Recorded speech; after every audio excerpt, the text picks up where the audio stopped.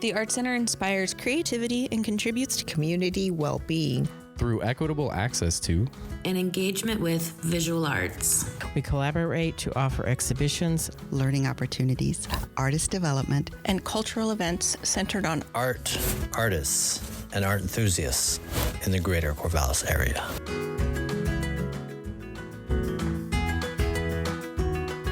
Welcome to TAC Makes a Podcast. I'm Jennie Castle, the curator at the Art Center in Corvallis, Oregon. Today I'm here with Albany, Oregon artist Nolan Streitberger.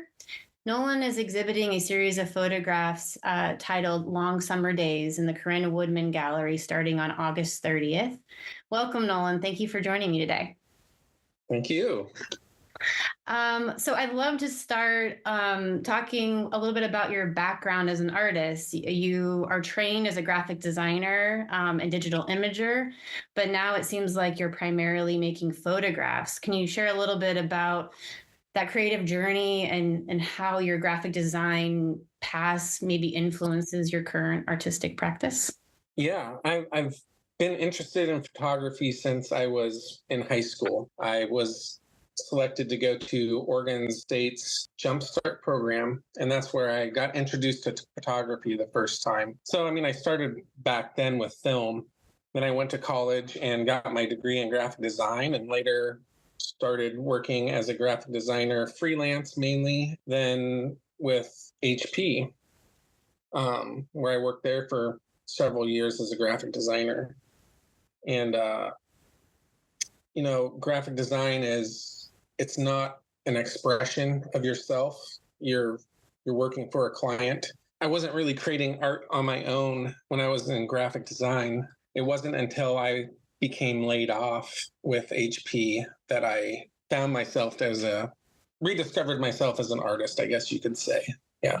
We kind of saw the layoffs coming. So my wife was a stay-at-home mom at the time, and she began looking for a job while I continued working at mine. And she got hired about the same exact time that I was laid off. And then we switched roles at that point. I could start focusing on my art at that time. So you started photographing again. Were you using film, digital? How did you re-enter the photography world? Well, actually, that was my wife. She bought me a little Nikon D3000.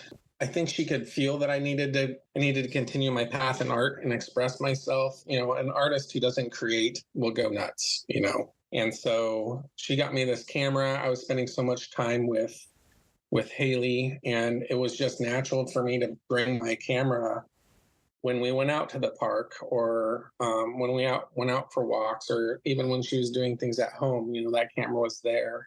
And I was just taking snapshots, really. Then that evolved more and grew into this project, Long Summer Days. Yeah, let's talk a little bit about the series.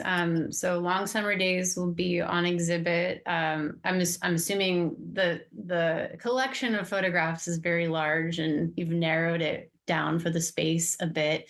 Can you talk a little bit about how taking snapshots of your child turned into more of a fine art project, and why you felt that was an important transition to make? Those initial photographs were nice. They were what you would expect a parent taking a picture of their child. I felt like something was missing as an artist. I'd look at those photographs originally, and they were lacking something. They were lacking a soul or ambiguity, or the story that I love when I look at good photography. And I couldn't really figure out what I was doing, because I started with film and now I was shooting with digital, and it just didn't feel like it was working for me. So I went backwards, and I went out and bought some film cameras, which were dirt cheap at the time. I got a Hasselblad, I think, for $400. And I built a dark room. I converted an old covered patio that wasn't in use, and I turned it into a dark room. And I went back to my roots and started shooting film and working in the dark room and making prints in there. And then I felt like I was rediscovering myself again. And rediscovering what I love about photography.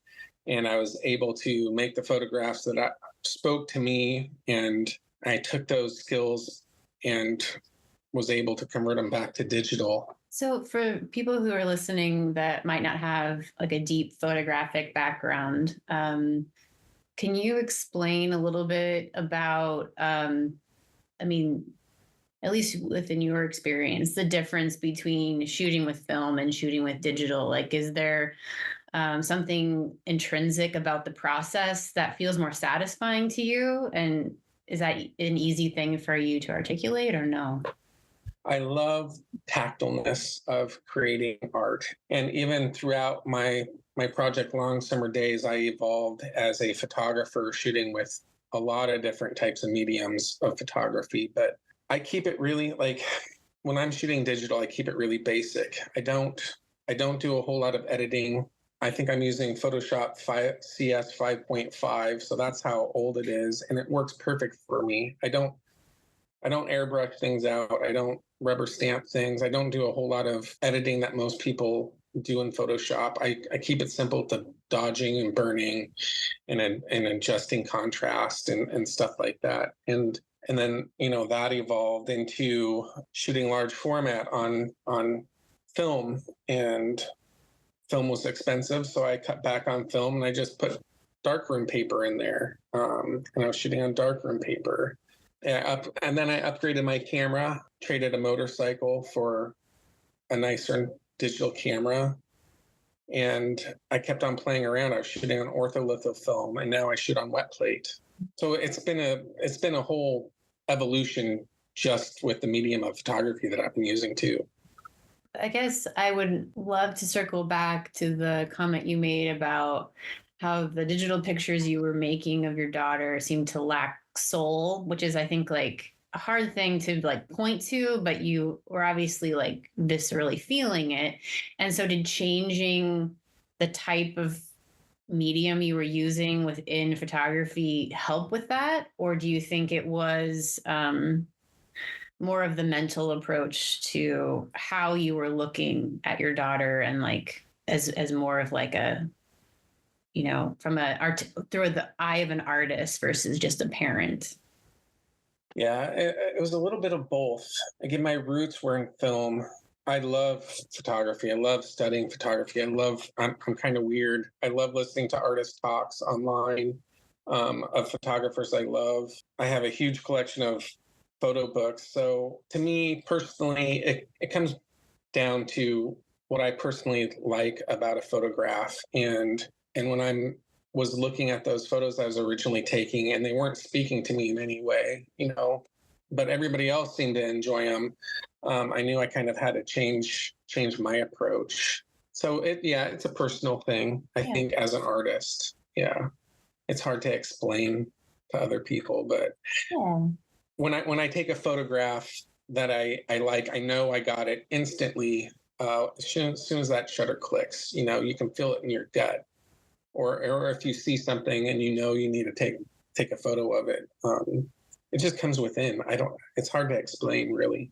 Not to put you on the spot, but you seem to be a student of photography. So with this project specifically, Long Summer Days, can you speak to some of the photographers that have maybe influenced your way of approaching the project? Or does that feel kind of ambiguous too? I got inspiration from a lot of people. A lot of people look at my photographs and instantly think Sally Mann, and they bring her up a lot. And yeah, obviously I'm a huge fan of Sally Mann, but just kids growing up and taking those moments and turning them into art, and the rawness of them. And who do you more authentically connect with? Like, who would you name first? Probably Sally Mann would be the one that people would know. I have a collection of friends on Facebook that I find influential. Nikki Boone is another one. Jacqueline Roberts. I mean, I could list a bunch of people that I kind of personally have met through online communities. But Todd Heido is another one. If you look at his work, it's like complete opposite of Sally Mann. It's colored photographs of abandoned house, or not abandoned houses, but kind of this dark, these dark buildings. I find inspiration there, Yeah, no, I think inspiration can come in a lot of different ways. It doesn't have to be the aesthetic in which you're presenting your work. It can be the meaning behind the work, or the concepts or the approach. So yeah, I think that's great. So for those who maybe haven't had a chance to read your artist statement about Long Summer Days, can you give a little synopsis about what the show is about and what this, like, the purpose of the series? I think we've alluded to it a bit, but what would you like to share about the process of making the work and ultimately the series that was created? It's a photo essay that depicts my daughter's journey through childhood. She's growing up in the same house that I grew up in. She's a single child like I was. It kind of it shows her struggles with boredom, growing up as a single child. At the time of most of these photographs, we were device free. We didn't have video games. She didn't have a phone or tablet. COVID changed all that, and probably age too, but really that was the pinnacle moment where that changed. But up until COVID, she grew up device free, and I just captured her, her imagination and her creativity. A big part of it was including my own personal metaphors that I put in there of maybe some childhood memories that I might have had. None of the photos are really staged, but I think I kind of was able to work in my personal feelings growing up as well. And they also disrupt the stereotype of girls, the typical photograph of a young girl growing up. If you go to a stock photo site or a Getty or something, you're not going to see images like this. Well, it sounds, from what you're saying, it sounds like you've kind of woven your childhoods together in a way. You see yourself in her, and you're kind of relating to it through a photographic project. Would you say that's fair? Yeah, absolutely fair. Okay. Which I think is a really, unique way of approaching. Like, I don't know if I've heard of a project where a father has interwoven his childhood into his daughters in this way. And that's, yeah. And I don't know if, like, growing up in the same house, in the same neighborhood, in the same town, under the same circumstances, played an effect on that or not. But the generations were kind of living parallel in a way, which especially during COVID was probably a bit surreal, because you were able to slow down and like witness all of it in a different way, like once you started staying at home and everything. Interesting. So Nolan, we're showing like a snippet of your larger, collection of projects that you work on.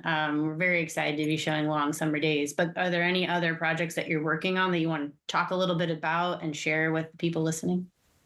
Yeah, my current project that I've been working on for the last 5 years or so is documenting Oregon's Trail of Tears, where I took the journal notes of the Indian agent who was in charge of the removal that he kept every day on that journey, and retraced that trail. And I'm going back to those locations and photographing them in the same process that was used back then, which was the wet plate collodion process. What brought you to that project? What inspired you to start that? Well, I knew my next project, I wanted to focus on history. I love history. My wife and daughter are Native American, so I was kind of focusing on that. And I found it was such a vast, so many things that happened in that time period. I felt kind of lost on the direction of where to go, because I wanted to show Euro-American, how that affected the indigenous people who lived here and how that resonates today, because my wife was part of tribal council on her tribe. And even today, tribes are struggling to gain the rights back that they had previously. And I found those journal entries, and that narrowed it down for me. Yeah, it narrows the scope, but it still tells a larger story that many different people can relate to from different perspectives. Is that right? Yeah. So how long have you been working on that project, and when will we see the finished collection? I've been working on that so I started that during COVID. my dad, well, it was right before COVID. My dad was diagnosed with ALS, and I was the primary caretaker. So I couldn't really leave the house. Either I had to be here or my wife had to be here, but somebody had to be here 24/7.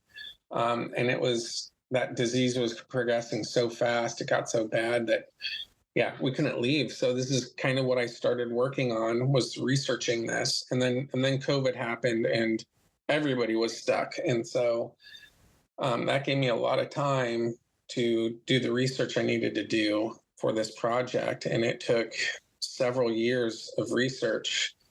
And I just started photographing it a couple of years ago. And I'm hoping to finish it up this year. Well, best of luck with that. As I mentioned before, Nolan Streitberger will be showing work in the Corinne Woodman Gallery starting on August 30th through the month of September. The work will be his photo series, Long Summer Days. I hope you'll join us at the reception on Con Night on September 19th, where Nolan will be giving an artist talk at 6 p.m. Nolan, thank you for joining me today. Thank you. Yeah, it was fun. Thank you for listening to TAC Makes. This is a new creative project at the Arts Center, and I hope you enjoy our learning curve as much as we do. You can find more episodes on YouTube and Spotify and on our website, theartscenter.net. That's arts with an S.